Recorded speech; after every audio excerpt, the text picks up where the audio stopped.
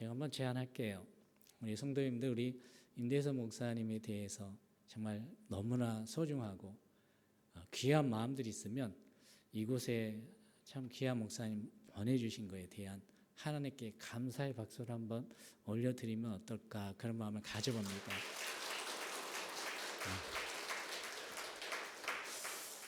제가 목사님께서 저에게 이렇게 헌신 예배에 대해서 이렇게 부탁을 하실 때 제가 부족하고 또 연약한데 왜 하나님께서도 우리 목사님을 통해서 이런 헌신 예배에 말씀을 전할 수 있는 또 기회를 주셨고 또 그런 소중한 나를 주셨는지는 모르겠습니다. 근데 그 이후부터 기도를 좀 해봤습니다. 그때에 저희가 로마서에 대한 강해를 쭉 하고 있는 가운데 로마서 8장에 이르러서 이 말씀을 저에게 주셨어요. 우리가 읽었던 말씀처럼 저와 여러분들은 하나님을 사랑하잖아요. 그렇죠? 하나님을 사랑하기 때문에 오늘 이 자리에 또 나와 있고 또 하나님을 사랑하는 마음이 같기 때문에 마음을 다해서 여러분 목청껏 찬양하는 이유가 되지 않겠습니까? 하나님을 사랑하는 자는 모든 것이 다 합력해서 선을 이룬다라고 이렇게 하나님은 우리에게 분명한 말씀을 주셨다는 거죠. 하나님 사랑하지 않은 분 혹시 이 자리에 없지 않을까라는 생각도 가져보는데, 여러분 다 하나님을 사랑하시죠? 우리 마음에 손을 대고 한번 고백할까요? 나는 하나님을 사랑합니다.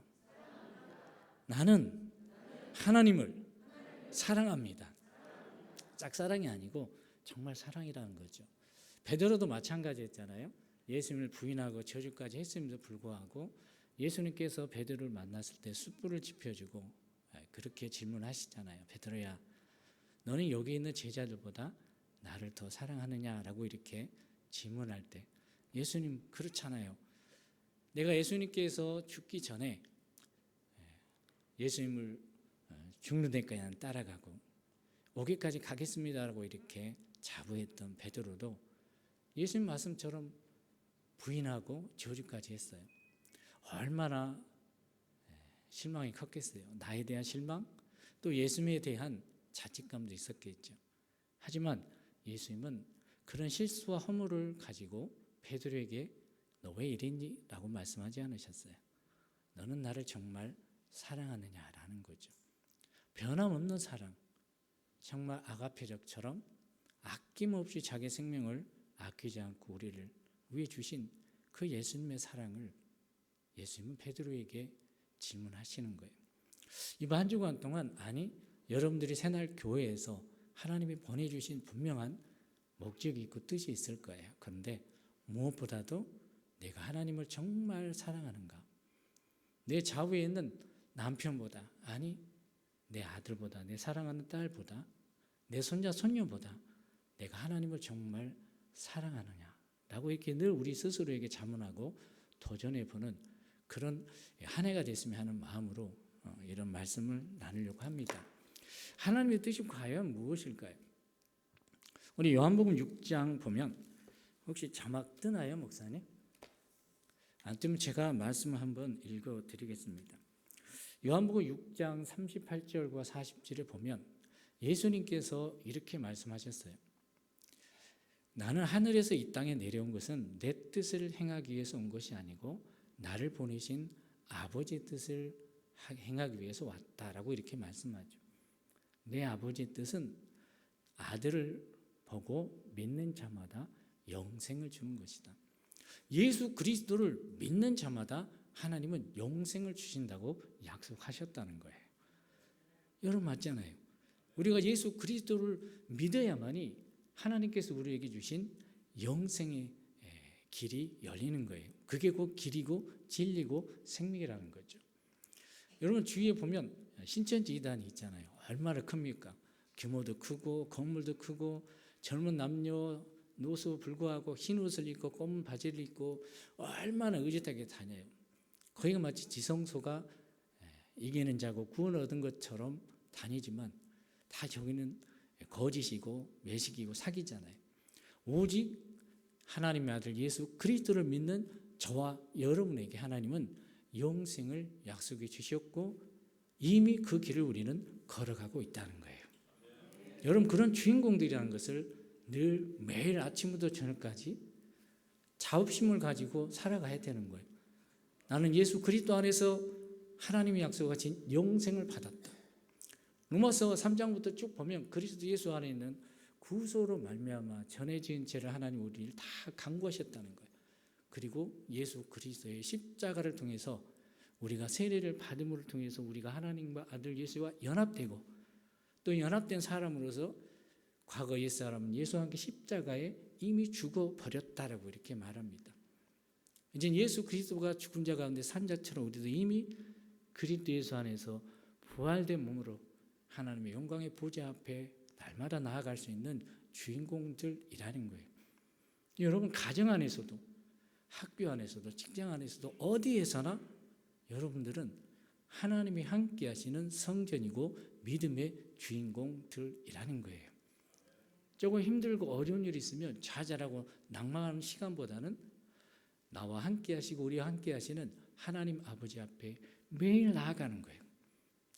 여기서도 마찬가지고 가정에서도 마찬가지고 그리고 직장에서도 마찬가지고 그럴 때 오늘 우리가 읽었던 본문처럼 하나님을 사랑하는 뜻은 그 아들의 예수 그리스도를 본받기 위해서 우리를 불렀다는 그 말씀 의미를 우리가 완전히 이해할 수 있다는 거죠.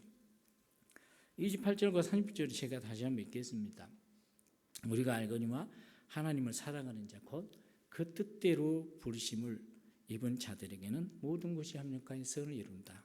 많은 목사님들이 합력해서 선을 이룬다는 것을 구약에서부터 아브라함을 통해서 야곱을 통해서 이삭을 통해서 요셉을 통해서 노예로 팔려가는 모든 열악한 환경 속에서도 하나님의 뜻대로 꿈꾸는 자 요셉을 총리로 세워주시는 그런 과정들을 예화로 많이 설교할 거예요. 다니엘도 마찬가지고. 그런데 정말 하나님께서 우리를 부르신 뜻이 무엇일까? 하나님 아들 예수 그리스도를 믿고 이미 우리는 영생을 얻었잖아요. 우리는 죄인의 신분이 아니고 이제는 그리스도 예수 안에서 의인의 신분을 가진 자라는 거죠. 그리고 양자의 영을 받아서 성령의 역사하심 조차 우리가 하나님을 아바, 아버지라고 이렇게 부르는 하나님의 자녀가 되었잖아요. 아직도 내가 하나님의 자녀가 아니라고 이렇게 생각되는 분 있으면 오늘 다시 한번 반문하는 거예요. 나를 위해 십자가에 죽으신 예수님을 내가 믿을 때 나는 성령 하나님의 역사하심을 쫓아 나는 하나님의 자녀가 되었고 아들이 되었고 딸이 되었다는 거예요. 영원한 하나님과의 뗄래야 뗄 수 없는 관계가 형성된 거예요. 뗄 수 없는 밀착의 관계가 형성되었다는 거죠. 그럼 하나님의 뜻이 이제 무엇인지를 알았다면 오늘 우리가 본문처럼 하나님이 이렇게 부르심을 입은 자들에게 모든 것이 합력과 선을 이루느니라 말씀하시고 29절에 이렇게 말해요. 신학적으로는 여기는 하나님께서 성도들을 부르시는 부르심의 과정들을 이렇게 쭉 나열하는 것처럼 설명합니다. 그런데 쉽게 말하면 하나님이 미리 아신 자들을 또한 그 아들의 형상을 본받게 하기 위하여 미리 정하셨다. 우리가 본받게 해야 될 분명한 대상이 있다는 거예요.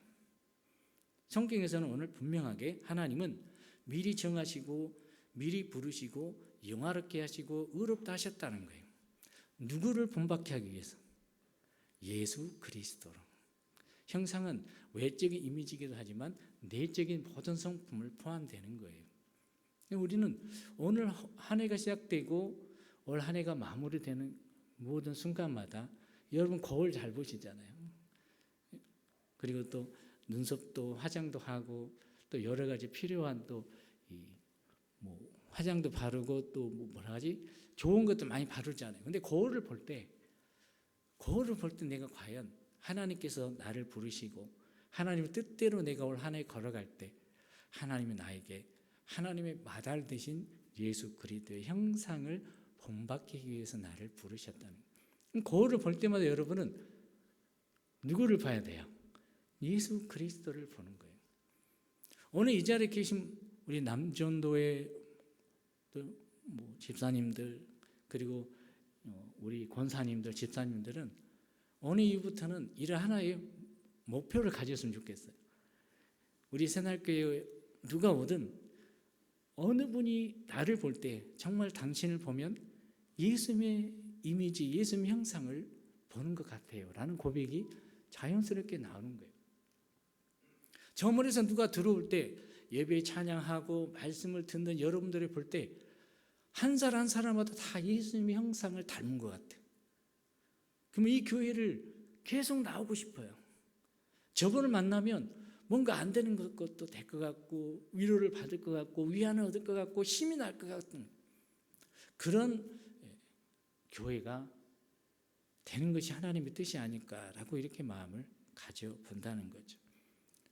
이를 위해서 성령 하나님께서 말할 수 없는 탄식을 위해서 기도한다는 거죠.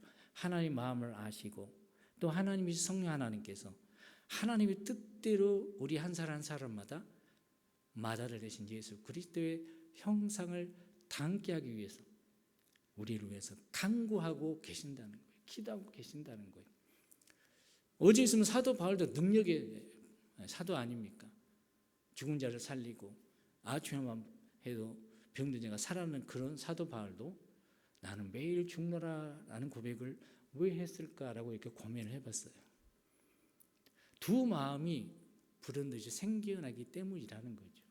마음으로는 하나님의 영 성령을 쫓아 행하는데 한쪽으로는 육신의 생각들이 불현듯이 일어나 다툼이 일어나고 갈등이 일어나더라는 거예요. 우리 빌립보서 2장 5절과 8절 한번 보겠습니다.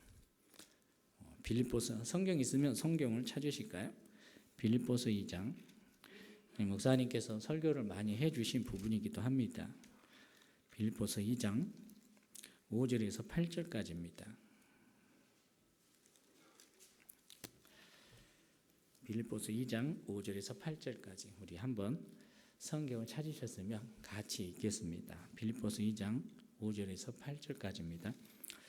너희 마음 이 마음을 품으라. 곧 그리스도 예수의 마음이니 그는 근본 하나님의 본체시나 하나님과 동등됨을 취할 것으로 여기지 아니하시고 오히려 자기를 비워 종의 형체를 가지사 사람들과 같이 되셨고 사람의 모양으로 나타나사 자기를 낮추시고 죽기까지 복종하셨으니 곧 십자가에 죽으심이라.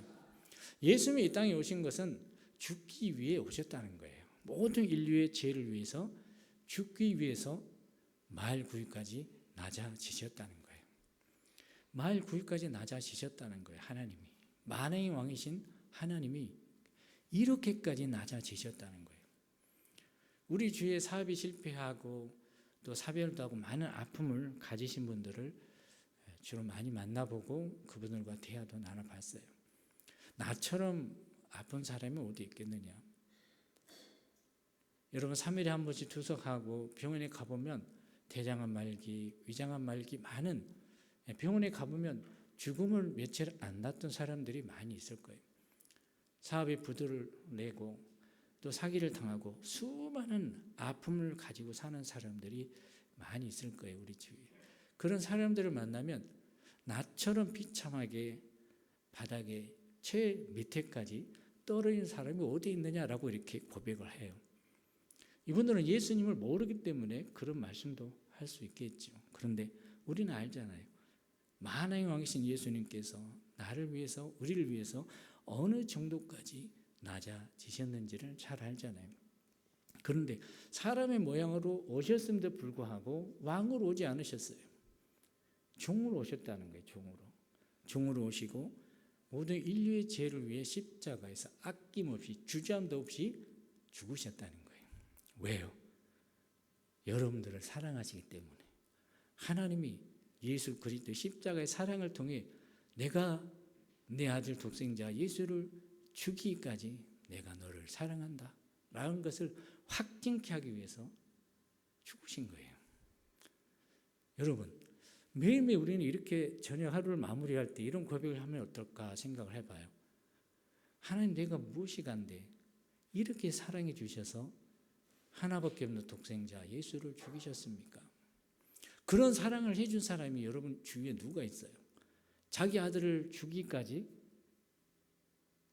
나를 사랑했던 사람들을 여러분 한번 찾아보면 없잖아요.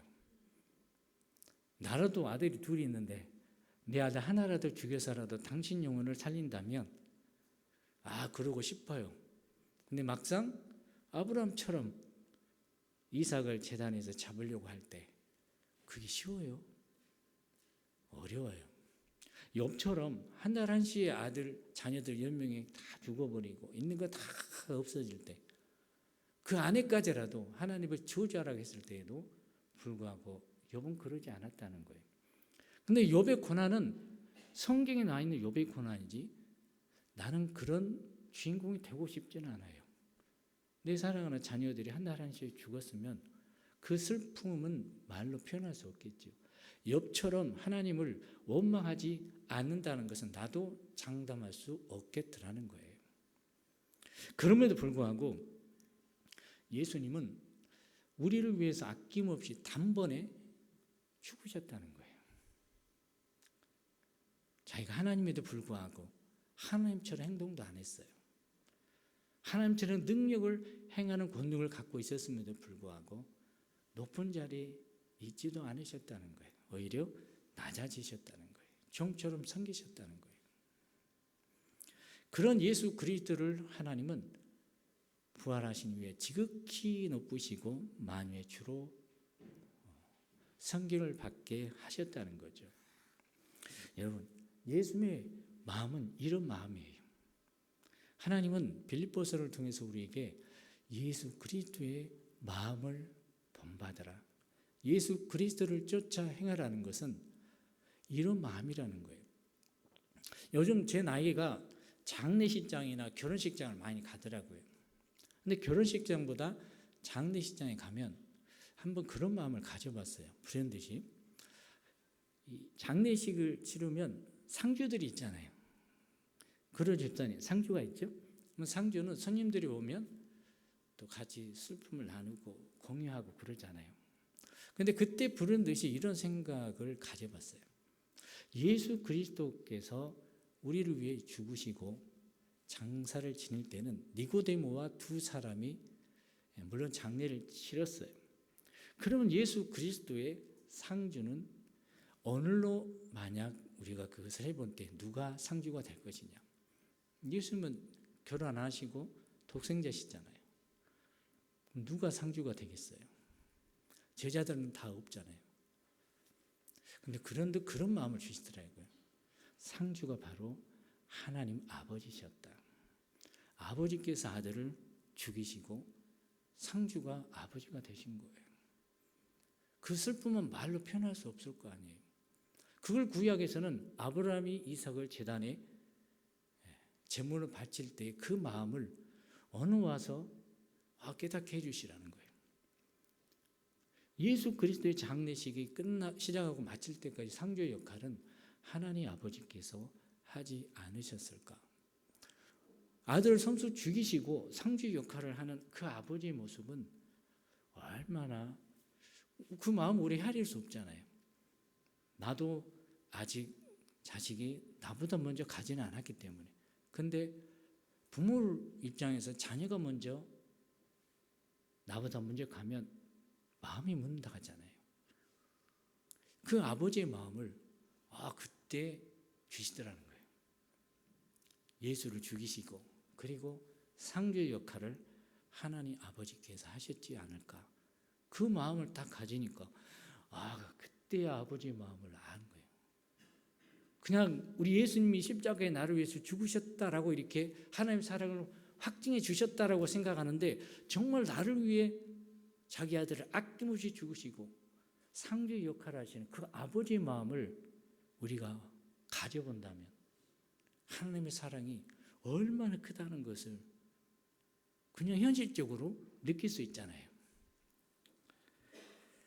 그 예수님께서 제자들과 함께 이 말씀 한번 나눴으면 좋겠습니다. 마태복음 20장 17절부터 28절까지 한번 보겠습니다. 마태복음 20장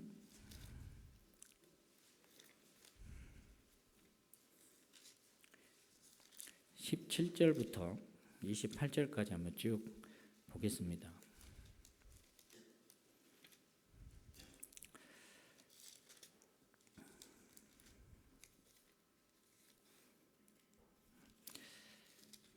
마태복음 20장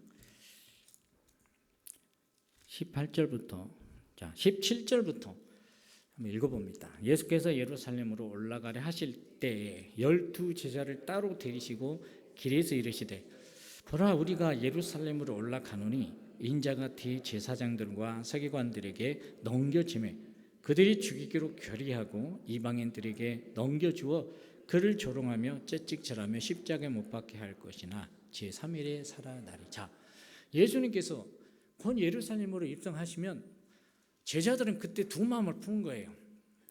주님의 마음이 아니고 두 마음이었다는 거예요. 예수님이 죽으러 가신다는 거예요. 고민이 되잖아요. 한 마음은 솔로몬 왕처럼 거대한 왕국을 땅에 세우면 자기들이 그동안에 희생하고 헌신했던 어떤 대가가 분명히 있을 거라는 기대가 있었다는 거예요. 한 마음이 아니고 두 마음을 품고 있었다는 거예요. 근데 예수님께서 제자를 따로 부르시고 내가 곧 죽는다라는 거예요. 죽는다라고 하면 여러분 누가 그분을 따라가겠어요? 나 같아도 죽으러 가는 사람을 따라갈 수는 없잖아요. 나도 죽을 수 있기 때문에 그 위험을 감수하면서까지 모험할 제자들이 누가 있었겠어요? 그럼에도 불구하고 두 마음을 품은 제자들이기 때문에 예수님께서 죽으러 간다 했음에도 불구하고 따라간 거예요. 자, 그런데 20절에 보면 한 여인이 나오잖아요. 세베대의 아들 야고보와 요한의 어머니가 갑자기 짠 나타나요. 20절부터 한번 읽어볼까요? 그때 세베대의 아들의 어머니가 그 아들들을 데리고 예수께 와서 절하며 무엇을 구하니 예수께서 이르시되 무엇을 원하느냐 이르되 나의 이 두 아들을 주의 나라에서 하나는 주의 우편에 하나는 주의 좌편에 앉게 명하소서. 여러분 어머니 같으면 내가 믿어요. 보이지 않는 신을 믿어요. 그러면 그 신을 믿는 분명한 목적이 있잖아요. 내가 낳은 자녀들이 잘 됐으면 그런 마음이 있지 않아요? 내가 믿는 내가 키운 내 자녀들이 공부를 잘해서 뭔가 좀 성공했으면 하는 그런 기대의 마음들이 분명히 있다는 거예요. 그 목적을 이루기 위해서 때로는 새벽 작전 기도도 나오고 여러 가지 그런 부분도 있잖아요. 우리 사랑교회 성도들은 그런 분이 한 분도 없을 줄로 믿습니다. 이런 일로 세베대 어머니가 자존심을 다 구겨놓고 아들 둘 때문에 예수님에게 찾아온 거예요. 그럼에도 불구하고 예수님은 너희는 너희가 구하는 것을 알지 못하는도다. 내가 마시는 잔을 너희가 마실 수 있느냐? 우리가 구하는 것이 하나님은 어떤 목적을 가지고 구하는지는 다 아셔요. 그럼에도 불구하고 하나님은 우리를 향해서 책망하시거나 꾸짖거나 그러지는 않잖아요. 우리를 계속 단련하고 연단해서 정금처럼 믿음의 사람이 될 때까지 하나님은 계속 우리를 기다려주시고 인내하시고 하나님의 아들 예수 그리스도의 형상을 닮아가는 그때까지 계속 우리를 그릇처럼 빚으시고 계시는 그 멋진 하나님이시라는 거예요. 자, 내가 마시는 잔은 십자가의 그 고난의 잔이다라고 이렇게 예수님은 말씀해 주셨어요. 공부 잘하는 천재들은요, 예수님께서 십자가에 가서 내가 죽으러 간다 했으면 그 말씀의 의미를 금방 아는 사람도 있을 거예요. 하지만 야고보 요한은 그걸 모르는 것 같아요. 모르니까 마실 수 있습니다라고 이렇게 고백하는 거예요. 여러분 성경을 읽을 때 함부로 막 소원하고 나 이렇게 할 수 있습니다 막 그렇게 함부로 막 고백하는 것은 약간 위험성도 있지 않을까 봐요. 여러분도 만약에 혹시나 내가 마시는 고난의 잔을 오늘 남전도의 헌신 예배나 또 여기 계신 분들에게 내가 마시고자 하는 고난의 잔을 너희도 마시려느냐 하면 여러분 아멘 그냥 할 수 있겠어요? 요한처럼 바모성에 갇혀서 100세가 될 때까지 그냥 얼마나 여러분 100세 시달 하지만 우리 연세 많으신 분도 계시겠지만 건강하시면 얼마나 좋아요. 건강하면 너무 좋아요. 그런데 몸이 아프기 시작하면 하루하루가 지옥이라는 말을 해요. 걷는 것 자체가 힘들고 앉고 일어선 것이 힘들고 화장실 가기가 힘들어. 그러면요 사는 그 날이 지옥과 같은 거예요. 아프신 분들은. 요한도 그렇게 밤모섬에서 그 오랜 세월을 많은 제자들이 하나씩 하나님 곁으로 갈 때 여러분들은 와 부럽다 할 수도 있지만 요한의 입장에서 내가 돼본다면 얼마나 힘들었겠어요. 언제 죽을지 모르는 하루의 날들을 보내면서 요한은 하나님의 말씀을 끝까지 정리하는 그런 충성된 일을 마지막까지 했어요. 야고보는 목배임을 당했잖아요. 고난의 잔이 무엇인지 모르고 마시겠습니다 했는데 이후에는 야고보는 참수까지 당하는 그런 일을 겪게 되는 거예요. 그래서 우리는요, 바울이 로마서 14장 이런 말씀을 해요. 하나님께서 마땅히 주신 믿음의 범위 내에서 믿음의 삶을 살아야 된다 그래요. 하나님 주신 믿음의 범위 밖으로 우리가 선을 넘어버리면서까지 막 과대하게 포장하고 표현하고 하지 말라는 거예요. 내 안에 계신 성령께서 주시는 믿음의 범위 내에서 우리가 순종의 삶을 살아가는 거예요. 그에 대해서 봉사도 마찬가지예요. 내게 주신 직분의 범위 내에서 서로 존중하고 또 나에게 주신 사명을 인내하면서 하나씩 순종의 삶을 살아가는 거예요. 그런 작은 일에 하나님은요 보시는 거예요. 큰 것을 계획하고 큰 것을 바라보는 게 아니에요. 하나님은 작은 일에 충성하고 작은 일에 묵묵히 따라가고 따라오는 사람들을 보시는 거예요. 한 해 동안에 큰 것은 없다 할지라도 작은 일에 정말 원망 없이 불평 없이 충성하고 헌신하시는 우리 남전도회 그리고 우리 성도님들 다 되시기를 주님의 이름으로 축원합니다. 자, 예수님께서 그랬어요. 24절에 열 제자가 듣고 그 두 형제에 대하여 분이 가득했다. 오늘 교회 안에도 그러잖아요. 목사님한테 사랑받고 뭔가 막 되는 것 같으면 시기심이 일어나고 질투가 일어나요. 당연한 것 같아요. 우리 교회도 몇 명 안 되지만 조금만 목사님한테 관심 갖고 조금만 뭔가 배려심 받으면 옆에 있는 분이 얼굴은 웃고 있는데 속은 그런 마음이 있는 것 같아요. 모든 교회가 다 그러지 않겠죠. 그럼에도 불구하고 예수께서 제자들을 불러다가 이방인들의 직분자들에 대해서 예를 들어주잖아요. 강대상에서 정치 얘기하면 큰일 나잖아요. 목사님들 정치 얘기하면 안 돼요. 하나님 얘기만 해야 돼요. 그런데 예수님께서 제자들에게 직권자들은 권세를 부리는 것을 즐거워한다고 했어요. 여러분 국회의원 되고 장관 되고 심지어 대통령이 되면 누릴 수 있는 특권이 얼마나 많아요. 그 특권 때문에 그만두지를 못한대요. 한번 맛을 들이면. 근데 예수님께서는 너희는 그렇지 않다 그래요. 하나님 나라와 예수 그리스도의 형상을 본받는 하나님의 나라는 세상과 다르다라고 이렇게 말씀하셔요. 그게 26절부터 28절까지 나오죠. 너희 중에는 그렇지 않아야 하나니 너희 중에 누구든지 크고자 하는 자는 어떻게 하라? 너희를 섬기는 자가 되고 너희 중에 누구든지 으뜸이 되고자 하는 자는 어떻게 되라? 종이 되어야 하리라. 그리고 예수님께서 내가 이 땅에 온 목적을 이렇게 말해요. 인자에 온 것은 섬김을 받으려 함이 아니고 도리어 섬기려 하고 자기 목숨을 많은 사람의 대속물로 주려 합니다. 예수님을 따라가는 삶은요 높아지는 것도 아니에요. 섬김을 받는 것도 아니에요. 낮아지고 종이 되고 섬기는 삶을 사는 거예요. 이게 교회예요. 이게 공동체라는 거예요. 이런 말씀대로 우리 새날교회가 올 한 해를 살아간다면요 여러분 옆에 빈자리가 가득 찰 줄로 믿습니다. 여러분 저 교회 누가 오면요 오늘 너 장로인데 여기 명함 주면서 그런 게 아니에요. 어떻게 오셨어요? 이 교회 오셔서 너무나 감사합니다. 좀 있으니까 또 여기 권사님 오셔서 전 뭐 권사인데요 뭐 그런 게 아니에요. 우리 교회 오셔서 너무나 감사하고 너무나 기뻐요. 혹시 내가 어떻게 하면 여기에 온 당신의 마음을 정말 충족해 드릴 수 있을까요? 서로 섬겨주고 겸손해지는 그런 모습들을 보게 되면 어느 누가 이 교회에 와서 저 문을 다시 나갈 사람이 누가 있겠어요?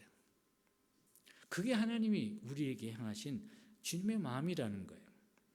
예수님은 나는 섬기려 하기 이 땅에 오셨다라고 이렇게 말씀하시고 그거를 요한복음 13장의 선수 제자들에게 본을 보이십니다. 요한복음 13장 1절 10절입니다. 많은 목사님들과 많은 장로님 권사님들이 이거 많이 하잖아요. 따라해요.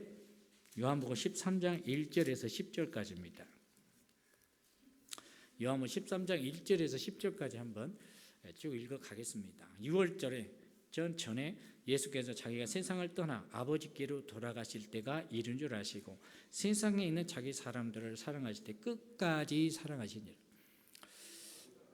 잠깐만요. 저는 이 말씀을 하면서 우리 몇 명 안 될 성도님들에게 예수님께서 지금 곧 돌아가시잖아요. 여러분 재산 많은 사람들은 내가 곧 죽으면 이 재산을 어떻게 자식들에게 나눠줄 건지에 대한 유언을 할 거 아니에요. 유서를 쓰기도 하고 변호사를 불러서 이렇게 남기잖아요. 예수님도 마찬가지였어요. 죽으러 간다 하고 나서 막상 죽음을 앞두고 제자들에게 내가 어떤 모습으로 그들에게 나를 나타내고 보여줄 건가라고 이렇게 생각을 하신 것 같아요. 그런데 사랑하셨지만 끝까지 사랑하셨다는 거예요. 예수님의 사랑은요 변심이 없었어요. 변함이 없었어요. 여러분 우리가 집사님 사랑해요, 권사님 사랑해요 고백 많이 하잖아요. 그런데 우리의 사랑은 한계가 오잖아요. 요즘 사람들은 불편하면 견디지를 못해 하더라고요. 봉사하고 섬기는 것도 마찬가지예요. 내가 할 수 있는 범위 내에서는 다 감당해요. 그런데 내가 불편하면 싫어져요. 관계가 깨져요. 그렇게 어제까지만 해도 친했던 분하고 왠지 모르게 써먹써먹하면서부터 등을 돌리기 시작해요. 사람의 섬김과 사랑은요 환경에 따라서 변할 수 있다는 거예요. 그런데 예수님은 곧 죽어요. 그런데도 제자들을 사랑했는데 끝까지 사랑했다는 거예요. 예수님의 마음은요 그 사랑이 변함이 없었다는 거예요. 저도 아들 둘이 연년생인데 말 안 들을 때는 정말 어떻게 나는 안 그랬을 건데 근데 내가 어렸을 때 우리 부모 말 들어보면 그러진 않았던 것 같아요. 내가 생각했던 순탄한 삶은 아닌 것 같아요. 근데 내 아들들도 나하고 똑같은 삶을 저거 보면 대충 어느 정도 그림이 나오는데 매를 들여야 될지 훈계를 해야 될지 그런 계획들이 나오잖아요. 때로는 미울 때도 있어요. 자식인데도 세상에 미울 때가 있더라는 거예요. 그런데 하나님은요, 예수님은요, 자기를 배신하는 유다도 있잖아요. 그런데 끝까지 사랑하셨다는 거예요. 그게 하나님의 아들 예수 그리스도를 본받고 그 형상을 닮아가게 하시고자 하는 하나님의 뜻이 여기에 있다는 거예요. 여러분 사랑합니다라고 이렇게 누구나 다 말은 할 수 있어요. 그런데 내가 오늘 내일 죽는다는 가정하에 여러분 옆에 있는 분을 과연 끝까지 사랑할 수 있겠습니까? 우리 새날교회 성도님들은 그렇게 변함없이 끝까지 서로 사랑하시고 그런 사랑의 공동체가 되시기를 주님으로 축원합니다. 자, 그리고 나서 예수님께서 갑자기 우드를 벗으시면서 수건을 두르셔요. 주인이면 당연히 제자들이 그걸 해야 되잖아요. 안 그래요? 선생이면 당연히 배움을 받는 제자들이 내가 하겠습니다 하고 벌떡 일어나서 수건을 두르고 대야에 물을 떠서 씻겨 드린 게 당연해요. 그런데 그 어느 누구도 예수님께서 베드로께까지 이르러 발을 씻기실 때까지 아무도 제지하거나 자기들이 한 사람이 없었어요. 왜요? 두 마음을 품고 있었기 때문에. 예수님이 곧 죽으신다는 그 말과 상관없이 그들은 서로 간에 경쟁적인 관계가 되다 보니까 그 어느 누구도 서로의 발을 씻기지 않았다는 거예요. 얼마나 예수님 마음이 아팠겠어요.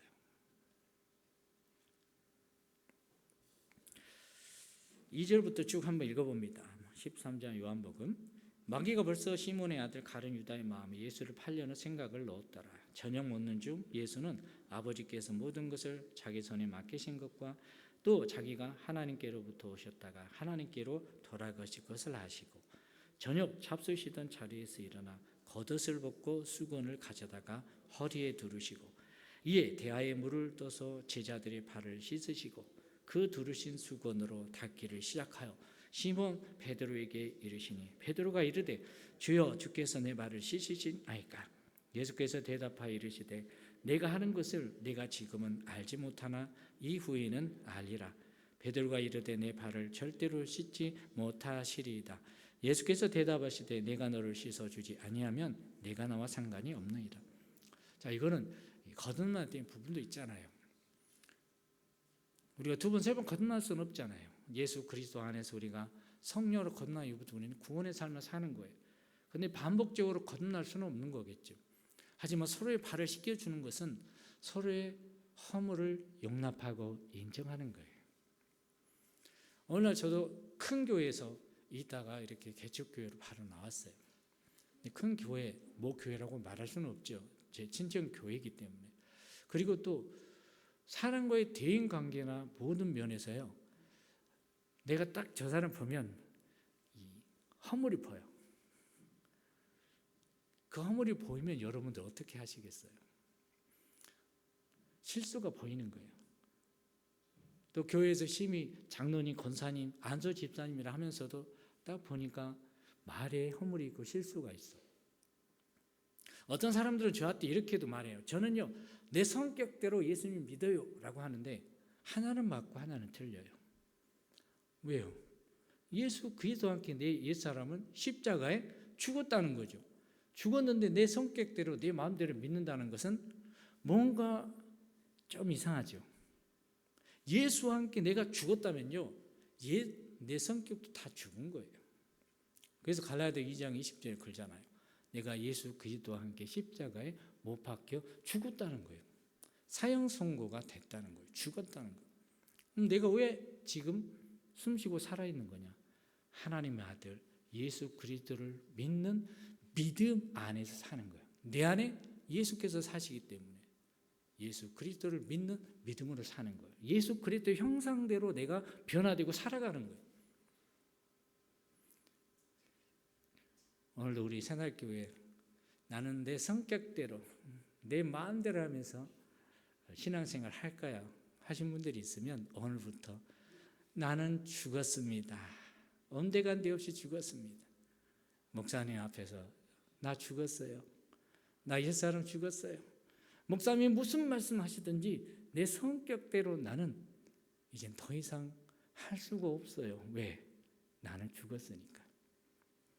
그러신 분은 아멘 하시기 바랍니다. 그래야 부부관계도 좋아요. 부부관계도 서로 간에 살아있으니까 교회 갔다 집에 와서 이랬네 저랬네 서로 사티자라고 싸우잖아요. 저도 교회 초창기 개척할 때 우리 사모하고 말다툼 많이 했어요. 어디 기도 집회 가면 같이 안 따라다니지, 전도 집회 가면 같이 안 나오지. 교회를 도대체 왜 하느냐 하면서 서로 의견이 다르니까 우격다짐 하는 거예요. 성경에서는요, 아내를 가리켜서 연약한 그릇이라 그랬어요. 젊어서 취한 아내를 즐거워하라, 내 생명처럼 사랑하라 그랬다는 거죠. 근데 목사가 그걸 알면서도 아내를 연약한 그릇으로 생각하지 않고 내 생명처럼 사랑하지 않고 하면서 목회를 한다는 것은 내가 외식하고 있다는 거예요. 가증스러운 거예요. 너무 부끄럽다는 거죠. 예수님은 이런 삶을 제자들에게 보여주셨어요. 그리고 13장 12절에 보면 그들의 발을 씻으신 후에 분명한 목적이 있었다는 거죠. 교훈의 목적이. 옷을 입으시고 다시 앉아 그들에게 이르시되 내가 너희에게 행한 것을 너희가 아느냐? 너희가 나를 선생이라 또는 주라 하니 너희 발이 옳도다. 내가 그러하도다. 내가 주와 또는 선생이 되어 너희 발을 씻었으니 너희도 어떻게 하라? 어른이라. 그러니라 안 했어요. 서로 발을 씻기는 것이 어른이라. 내가 너에게 행한 것 같이 너희도 행하게 하려여 본을 보였느니라. 예수님 본을 보인 목적이 있다는 거예요. 내가 너희에게 행한 것처럼 너희도 서로의 발을 씻기라는 거예요. 서로의 발을 씻는 게 아니에요. 서로 용납하고 허물을 덮어주고 이해하고 포용하고 감싸주는 거예요. 이게 교회라는 거예요. 이게 공동체라는 거예요. 올 한 해 동안에 저는 새날교회를 위해서 이렇게 기도할 거예요.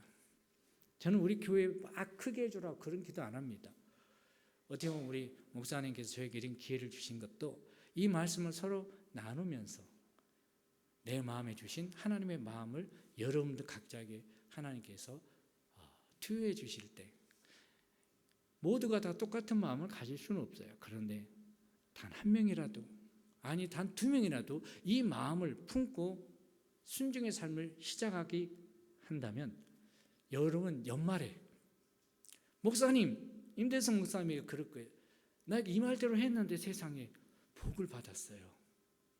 복을 받았어요. 적금을 해약하고 로또 당첨된 게 복이 아니라는 거예요. 말씀을 순종하고 살아갔더니 하나님께서 나에게 이런 복을 주셨다라는 거예요. 그런 증인들이 되셔야 되지 않겠어요? 말씀에 순종하며 살아갔더니 세상에 예수님께서 제자들에게 주신 말씀처럼 나에게도 이런 복을 주시더라는 거예요. 그런 간증들이 여러분 안에서 막 나와야 되지 않겠느냐는 거죠. 우리 다시 한번 로마서 8장 읽으시고 마치도록 하겠습니다. 로마서 8장 28절에서 30절까지입니다. 로마서 8장 28절 30절 읽습니다. 우리가 알거니와 하나님을 사랑하는 자 곧 그 뜻대로 부르심을 입은 자들에게는 모든 것이 합력하여 선을 이루느니라. 하나님이 미리 아신 자들을 또한 그 아들의 형상을 본받게 하기 위하여 미리 정하셨으니 이는 그로 많은 형제 중에서 맏아들이 되게 하려 하심이라. 또 미리 정하신 그들을 또한 부르시고 부르신 그들을 또한 의롭다 하시고 의롭다 하신 그들을 또한 영화롭게 하셨느니라. 목사님 찬송가는 누가 인도하신가요? 제가 찬송가하고 기도까지 좀 하고 마쳐도 될까요? 네.